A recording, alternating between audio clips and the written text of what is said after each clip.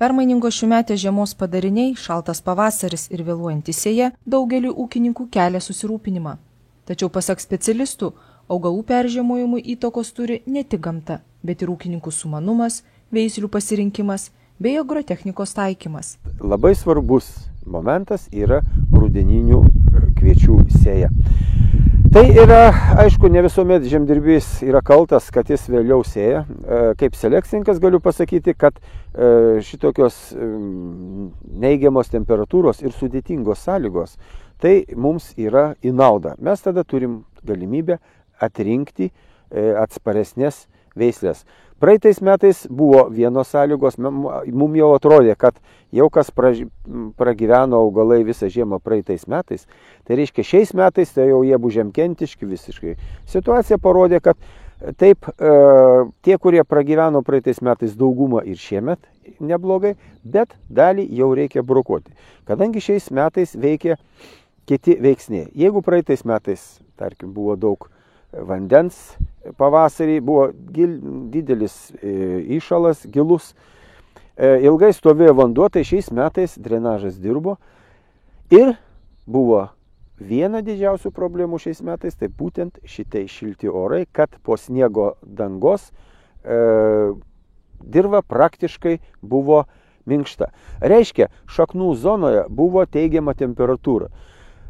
Sakykime, nes jeigu 0, tai jau turėtų būti ledas. Prie plus 5 laipsnių kviečiai pradeda jau vegetuoti. Ir mes jau vasario mėnesį, kas ieškojo šaknų, matė, kad truputį yra atžėlenčių šaknyčių. Reiškia, kviečiai truputį jau vegetavo. Kadangi tuo momentu augalas savo negamina maisto medžiagų, o naudoja tik tai rezervinės atsargas, tai augalai išnaudojo rezervus. Ir labai gražus pavyzdys, tai yra būtent vėlyvos sėjos augalai.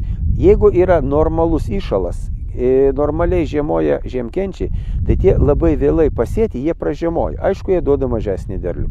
Šiais metais, kadangi augalai truputėlį atgyjo, paskui atkeliavo šalti orai, tai tie, kurie buvo mažai įsivystę, turėjo mažai susikaupę maisto medžiagų.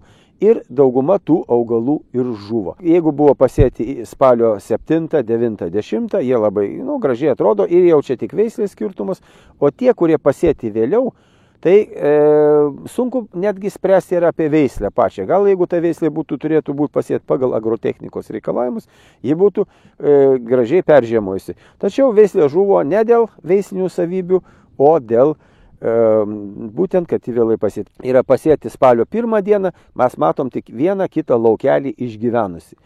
O kai pasėti normaliai, tai jau mes turim visiškai kitus rodiklius. Taigi agrotechnikos klasika išlieka. Tik nereikia galvoti, kad naudodami augalų apsaugos priemonės galėsime išspręsti atsiliavimo problemas. Šiais metais vėlgi, kas sėjo kviečius po kviečių, tai yra iškart daug prastesni rezultatai, todėl kad šiais metais buvo pagrindinis mušėjas ne pats šaltis yra, o būtent lygos, augalų atsigrūdinimas, vegetacija ir taip toliau. Ir taip žemdirbiui kiekvieni metai yra kitokie, bet yra tendencijos ir labai aiškus dalykas, kad mes į žiemkentiškumą turim žiūrėti rimtai.